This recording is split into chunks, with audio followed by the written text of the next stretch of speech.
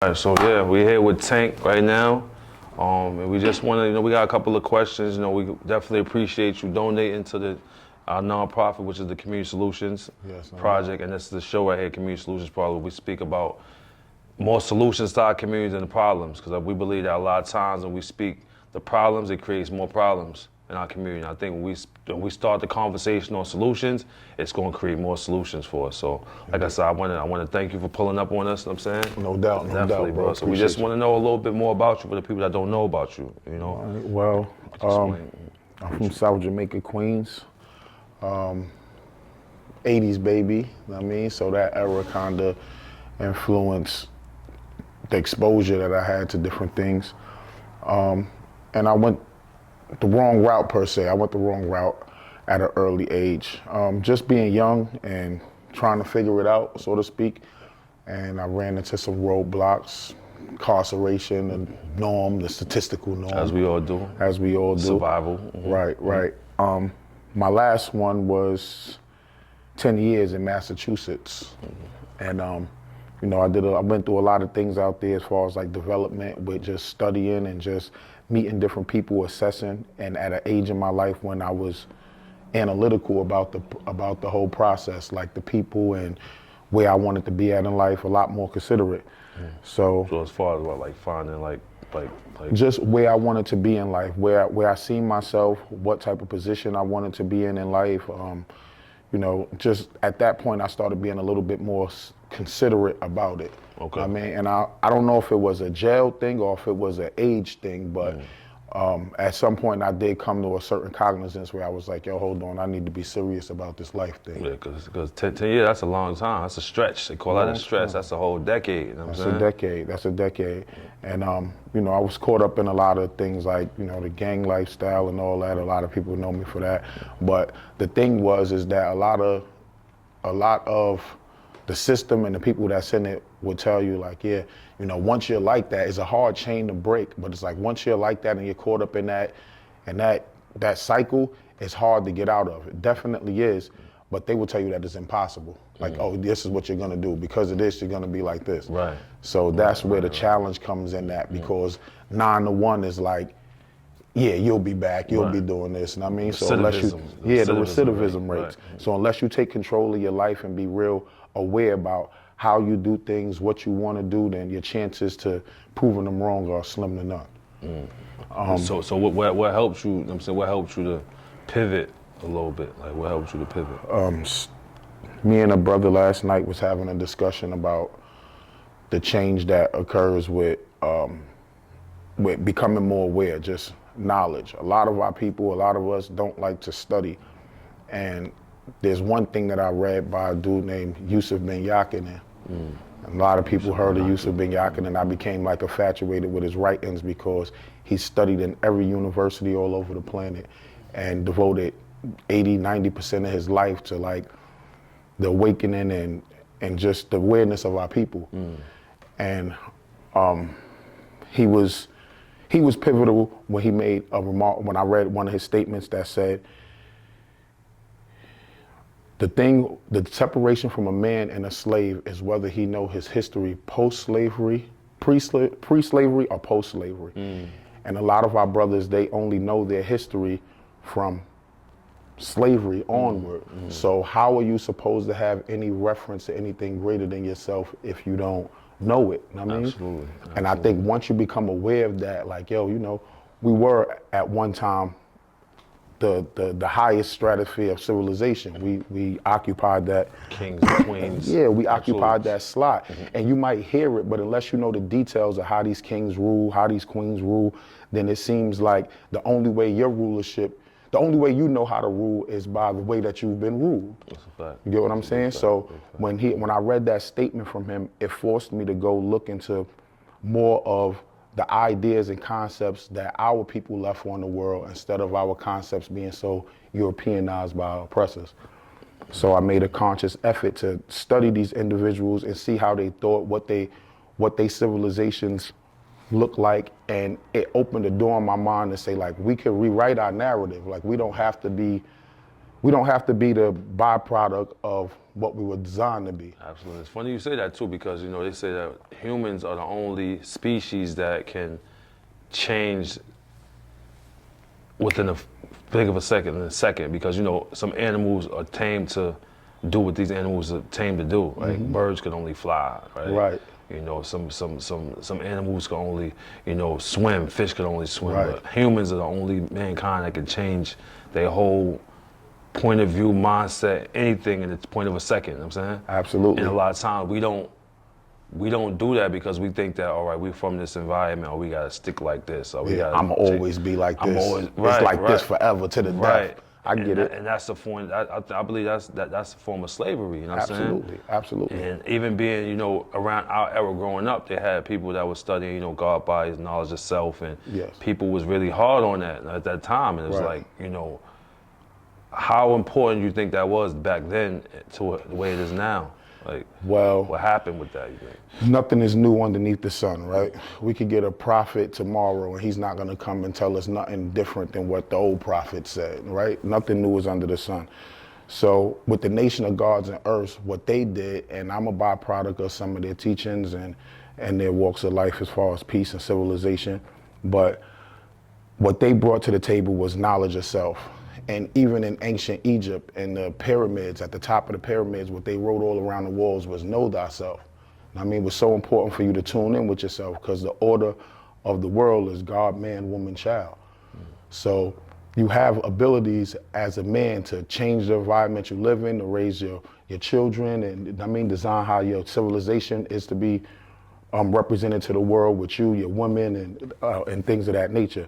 So it was pivotal, super pivotal, because you had a people who didn't know ourselves. So how are you supposed to get to know yourself if you don't take the time and start checking yourself and how you're doing things and how you're represented in the world and what you want to leave to your children? Those considerations are the things that are awakening tools for men to wake up and say, okay, what do I need to do to take hold of my life to make these certain changes in it? So you think that was a part of your change, your pivotal change? Certainly. I mean, that was always there as far as having knowledge of self, but it's almost like when you're young and your mom, your grandmom, they give you certain principles. They may be like, you know, your manners and stuff like that. Right. Along the way, sometimes you might forget that. And so now you're eating with your hands in public or doing certain things that you know is not how you was brought up. But as you get older, those things they don't leave you, right? So as you grow and more evolve in who you are or who you are to become, those pivotal ages or those pivotal times and those development periods that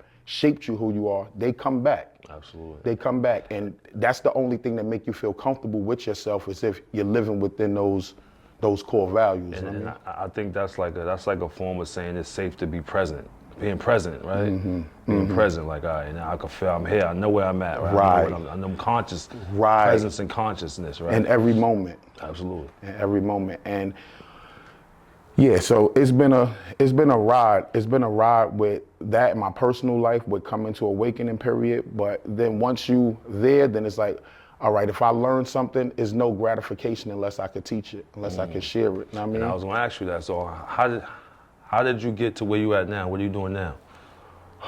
Very long from process. there. So from there, just if you could, you know, skip through, right? So from prison, okay, to coming home to what are you doing now? I came home from prison in 2018 from Massachusetts. When they let me out the gates, I came right to Schenectady. That's where my son was at, my family base, and I needed to get back to that, to get grounded. And you know, I was 10 years away from home, away from family, didn't see them, a million miles away, and it was like I had to get reacclimated back to society. So I went to my core, and that process was like a decision. Like at that time, I felt like I had to make a decision. Like, did I want to spend more time being acclimated into that aspect, or was I gonna get going with what I had to go do? And I felt like I lost a lot of time. So I had went on a chase, I was working, I got into asbestos abatement, and it kept me on the road a lot. And it was really hard to fill a void of being there with my son as much as I would like to. And so I tried to shape my life in a way that would be comfortable for me. So one of the things that I knew that I had to do was I had to sort out some sort of independence. So in the American system, in the land that we live in, if you want somebody to pimp you per se, then they'll pay you their check and take out the taxes that you're not responsible to take out yourself, right? But if you tell the government or you tell the system, nah, I'm a man, I can handle my responsibilities, I can do it myself, then they'll say, here's all your money, and you be responsible for your money and pay your taxes and do all that type of thing. And I felt responsible enough at that point to take on those responsibilities as an entity, life, and as well as an entity. So I established an entity, which was Insane ENT. Okay. Initially, Insane ENT was established to be a promotional platform for me to get people that I grew up with who are now doing different things and the likes, for me to sort of tie into their flight, right? Okay. So if you were one of my peoples from the past and you were doing something now where you was writing books, then I was trying to bring my friends along to say, here, let's use this as a platform to showcase all that we can do, You know, it's hard to bring people together to do what you want them to do if they're doing what they want to do. Sure. So I had to learn that along the way. Every bit of this, all the intricacies of this process, everything was a learning process. And so when I ran into that dilemma with the tug of wars, with trying to get people to do that, I said, listen, I need to find something that is generator for one, because not only am I doing this for independence, I also need financial independence out of it, right? I don't want to just be like, I got mines, but it's not doing nothing of benefit. 100%. So I was looking for something that had to be, that would be more generative. Me and my friends, we were talking on the phone, and one of my friends, his sister's husband, was into pallet removal. So he was transporting pallets in Texas.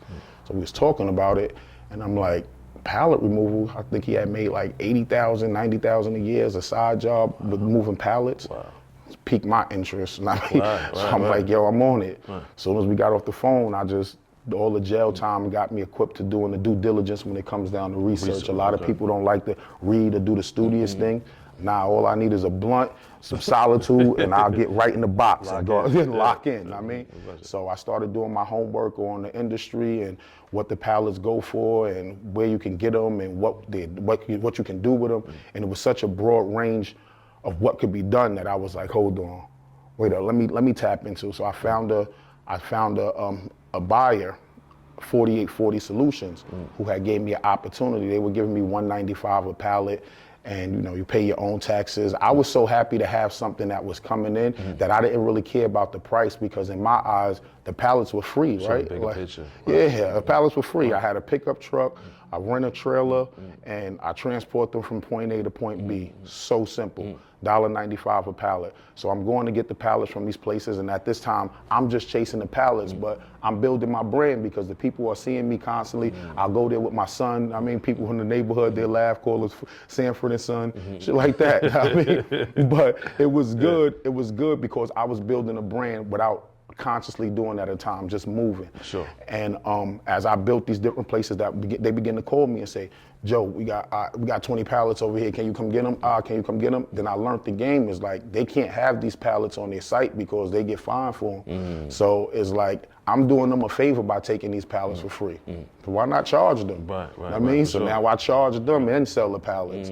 So I got a job where it was a PVC piping company in Albany that let me do the whole yard. They needed the whole yard cleaned out. So they paid me $1 amount to clean out the yard, and then all the pallets that was in there that was loaded, I just filtered them all day. That's how I cleaned it, was taking the pallets, that's all it was a bunch of pallets. And they provide me dumpsters for the ones that were shorted, because at the time I didn't have a lot. So I just took all the good pallets, filtered them right out. Once I did that, they provided the dumpsters. I had everything that was no good thrown in the dumpsters, got a nice bag for it. I was like, oh yeah, I'm all the way in there. Yeah. I'm all the way in. and that's genius, and that's how big companies get built, just off the small steps, the processes and stuff Certainly. like that. And you said two things that was real that caught my attention, right? The first thing you said was family. You had to get around your family to be able to get the substance. You know what I'm saying? How important you feel family is. You know what I'm saying? Like, wife, family. Because a lot of times, you know, the plan is to divide families, and I'm saying to send us outside to really fend for self and to lead the women to fend for themselves and divide us, right?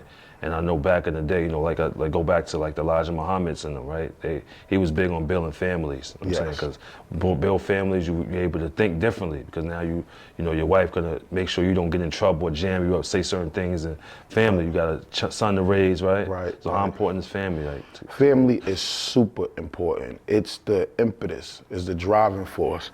At a point in my career and time, I felt like I had lost family, right? With being gone so far from them, not seeing them, and it put me in a dark place. And that's the design. That's the design of the system. They want to detach you from the core base so that way you can't have that driving force that you need to propel you to do the things that you need to do. And when I got back around them, everything was just like, I value everything from them. I mean, everything from the time, every moment, every second. What I think happens sometimes, and this is a hard decision to make, is the balance, right? Time management is a thing. And it's very hard with us being steps behind with development, and if you want to take on a plight of saying, yo, we're gonna do what's needed to be done to make us right as a whole. It's such a big sacrifice to be able to devote that and family, right? I struggle with that a lot of time with chasing the goals and things that I know that will benefit my son for the long run, just seeing past the tip of my nose. But in the moment is like I sacrifice the time that I would love to have with him as much because everything else that's part of it cause to benefit him greater demands so much energy. Right. So time management is a thing that I think is a high science that you have to figure out in order to make sure that you're moving forward towards your purpose as well as making that time for the substantive things such as family. Absolutely, 100%. Yeah, so like time, life value. Yes, time, life value. Like there's a balance that's there that I haven't perfected yet at my age, I could honestly say, but I aspire to where I have enough of my time being devoted to the thing that I feel in my heart God will be pushing me towards too, as well as being there to enjoy the family aspect, to enjoy it and to nurture it. For sure. And another thing you said was while you was doing your work, people was laughing at you. You know what I'm saying? While you was doing they laughing at you and your son, right? Yeah. But in the same sentence, like if you was locked up behind bars, they gonna be like, they ain't gonna feed your son, right? They gonna be looking like, you know what I'm saying? So it's like we have to get out of that mindset where it's like, yo, I'm caring what this next man thinking, I'm getting to the bag, right? And how important is that now, just from you doing what you was doing before to now, like? Well, everybody's different, right? For me, it was like, those type of things, people are gonna feel however they feel. They're gonna laugh at you, they're gonna tell you, no, you're not on the right path. The one thing that was my Achilles heel, but I think also my benefit, is that I was hard-headed.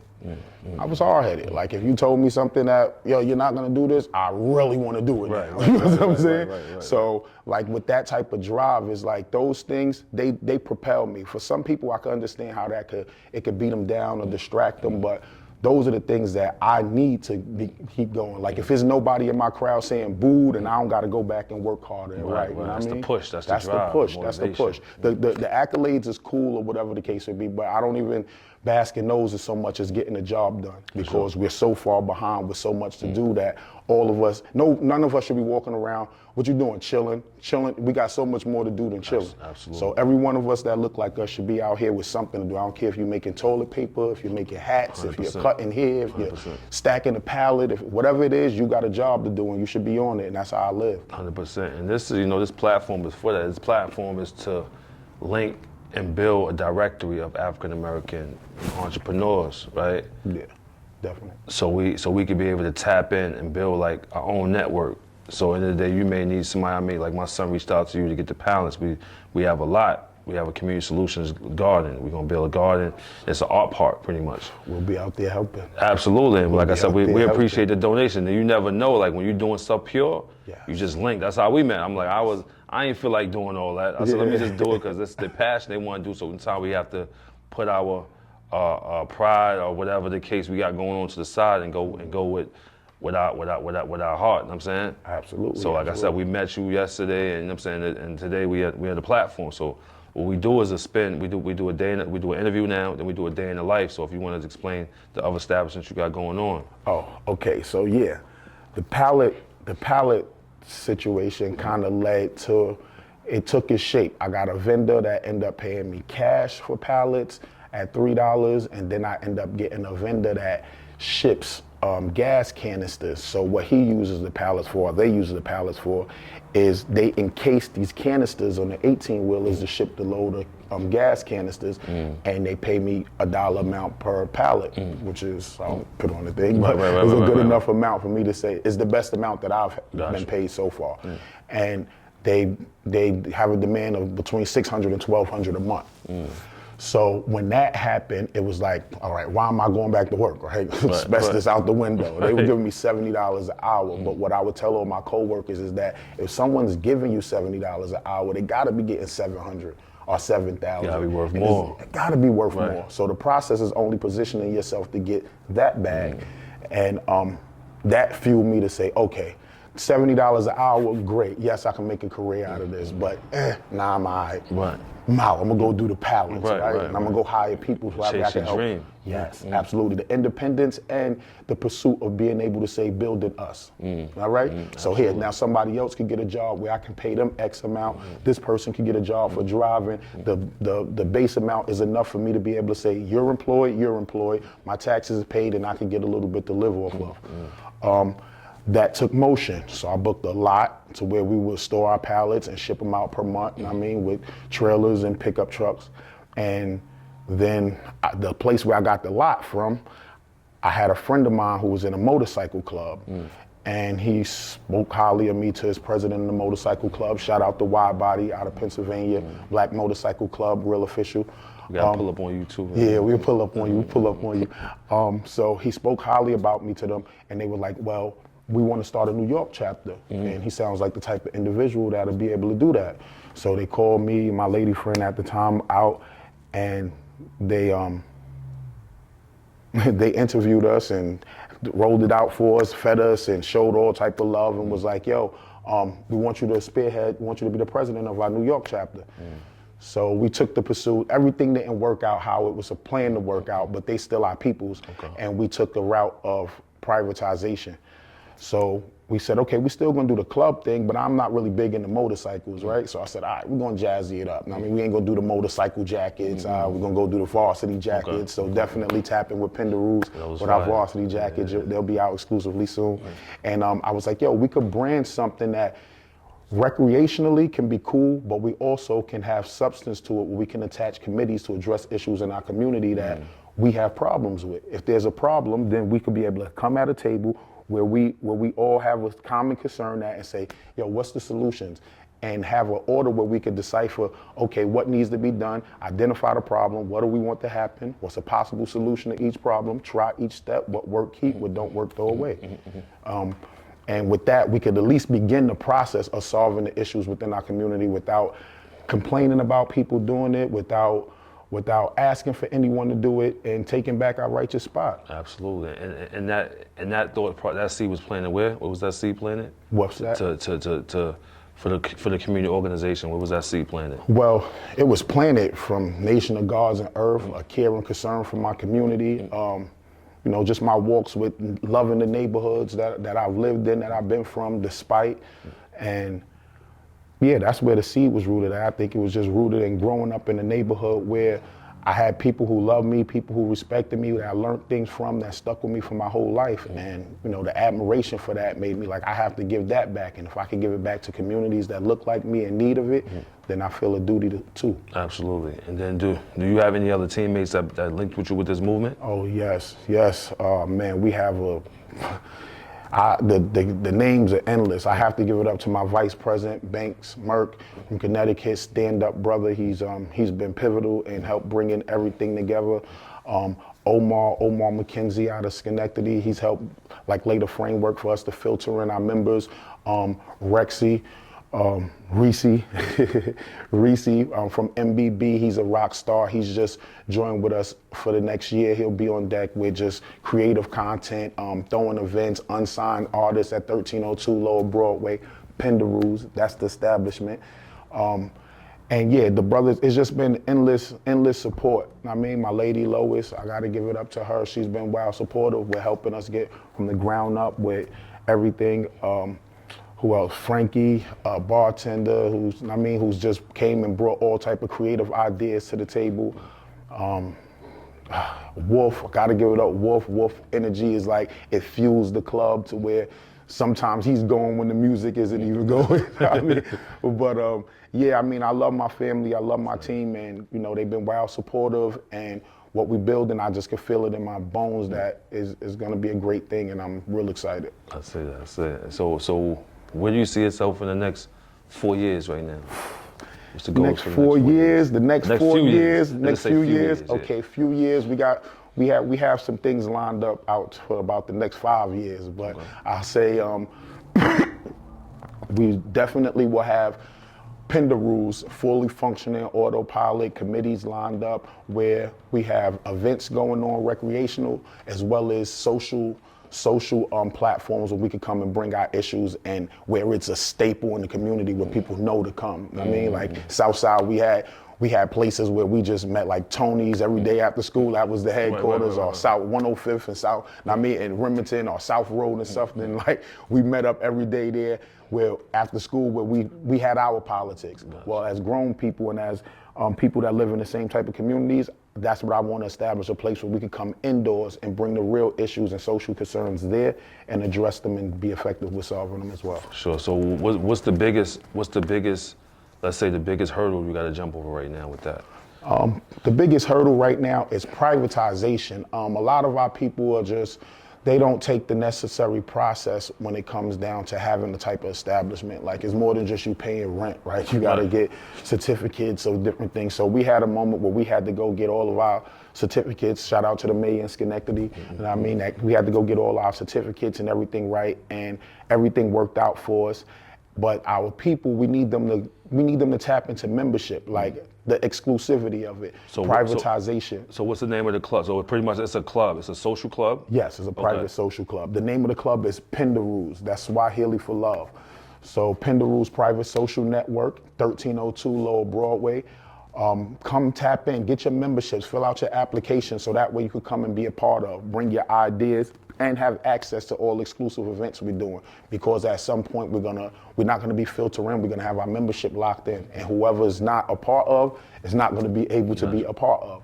But I do have ambitions of expanding or getting us other locations to where we can be in more communities than just Schenectady. So that way we can charter into Albany or different states as well. So that way we can bring this sort of platform to our communities where we can address everything, political concerns. If we have political issues or people in our community politically that's not serving us right, we have a place where we can come and sit down and comfortably talk about those things in a setting that we're used to. You know what I mean? And really get to the bottom of things. I remember being young, seeing like my Aunt Louise, my dad, my mom, Nora, James, seeing them in the living room talking about different things that Bush was doing, going on in the world. And even though I didn't understand it, it did raise my consciousness, and politics affect the policies that affect your day-to-day life. Absolutely. So once you become aware of that, and our children should become aware of that, then they can engage more properly than just complaining, because there's ways to solve our problems. We just got to get active. Absolutely, and that's good. So the overall mission for it is to... Our mission statement is to bring small business interests together on a recreational platform where they can cross-market and cross-promote.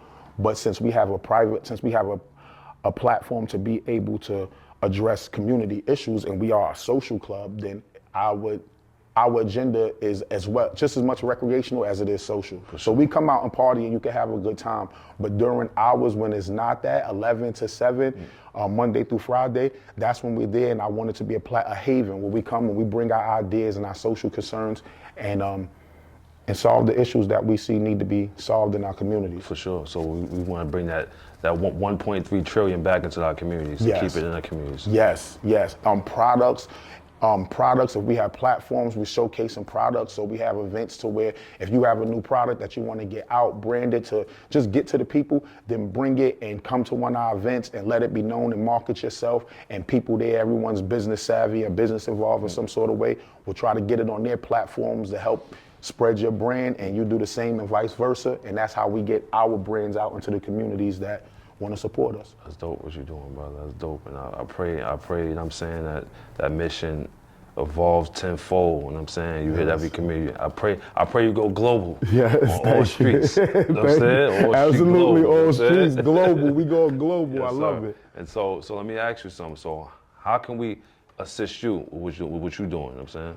Well, we have such a plethora of talent, resources, business ideas that we are basically kicking them out. Because I have a studio there, so artists that's interested in the music come down, record. We have video content. This is a great platform to get those artists on initially, for them getting exposure. So for some of our artists, that was their first time doing a live performance in front of a crowd. So just getting their feet wet in the industry and the media. This will be exposure. This will be great for them for that. A lot of people in our community, in our club, have different business ideas that they bring to the table that, you know, if I could get behind and fund in some sort of way, I always do. Like, yeah, let's go, especially if they're serious-minded. Sure. But having access to bigger funding where people might see ideas, say, yo, that's interesting to be able to tap into and get them going. That's a great platform this to be good for. But this is a great platform overall for the club, period, because whatever we're doing there, we can get the word out globally to the people in the streets for them to know and support it. 100%. Appreciate it. Like I said, I definitely want to lock in. Yeah, I want to lock in. We locked in. So yeah, like I said, we locked in. I definitely appreciate you coming to the show. If you got anything else that you may want to share with the people, you know what I'm saying? Like, really just tap in, man. Right now, what we're trying to do, we want to take this thing as as high as we can scale it. If you have ideas, bring them to the table, how we can incorporate them. I'm looking for talent as far as musically, just artistically, creatively. Ideas, decorative. I'm looking for decorative talent, eyes, fashion, because we're getting into like the clothes fashion thing. So we're going to be diversifying this social club into a platform to do more than just recreate. The artists, once we have all the artists recorded and see their responses from the people inside of the club, then I'll ask them if they would like to put their music on a compilation that we'll get out in the capital region, Schenectady, Troy, Albany areas.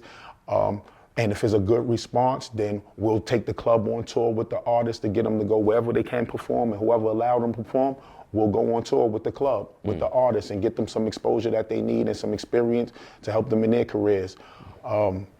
Cooks, we have a ton of people that want to cook, right? But I want to showcase people food too, because we have some really dope cooks, pastries wise, that they brand should get out. We have a few people doing the clothes thing, so we want to get their brands out. And so just come be a platform. Let's bring our resources together and use our resources to build something greater than ourselves. appreciate that, brother. And one more question. If you have something to say to somebody that may have just got booked and doing 10 years and maybe on their way home right now, what advice would you give that person? That may not have family, that may not have no hope, maybe that may be looking for finding self. What? I would say tunnel vision, discipline. Find the thing that you want to do and that your heart is passionate about, and really just focus on that. Like, you're gonna be up against the feeling like your time management, how much time you're giving the family, how much time you get given to this. If you want to be able to give them anything, you have to be able to secure yourself first and then be able to provide them that. If not, you will struggle and tear yourself apart trying to be two places at once. You have to do one thing at a time. And if this is the thing that's important to you, that God put you here for, then get that down pat, and he will afford you all the rest of the blessings that should come. So find your purpose. Find your purpose and nail it, stick to it. Everything else will fall in play. So like we usually say, you know, we cut it down. You got anything? Anything for him? Probably one. What's up? I would say, so when we came in yesterday, we seen that, like, a lot of times with our businesses, like with our people, I think the main thing is not that our people don't want to support each other, but that a lot of times there's just, you know, you see different emotions from the people, or it's not as professional as, say, like a business that's like established. When we came in yesterday, your business looked, you know, a little bit more established than, or organized than the ones that we've seen, you know, previously, or, you know, across the country. So where did that come from, and how long did that take you to sort of get in place? And what advice do you have to like people who may not be as organized? So presentation, how important is presentation? Good question. A man buys a house and his wife decorates it, right? so if I'm honest, I have to be honest, my lady is really dope with organizational. For me, I work hard and constantly do that, but there's times when I'll leave the club and come back, and Lois, Mama Lo, she has done things with the club and organized where I was like, oh, okay, babe, that's great, right? And so we just try to keep up that status quo that she set. So it has come with a little bit more maintenance as we've gotten bigger and people come and mess things up and all that type of stuff. But our base, we're organized, our setup, that is definitely due to her. I would have to give her flowers for that. So the organizational skills, as far as the setup and all that, as far as organization, like paperwork and getting all that stuff done, that's definitely just keeps me busy. But as far as the house, I can leave it alone and she pretty much manages everything single-handedly. So team, how important is team? How important is teamwork? Super. You could be 100% in this area, 100% in that area, but you can't be 100% of the time. So you gotta have team. You need team. You need your team and everybody to be 100% in their area, so that way you don't have to be divided in your 100%. That's a fact. Anything else?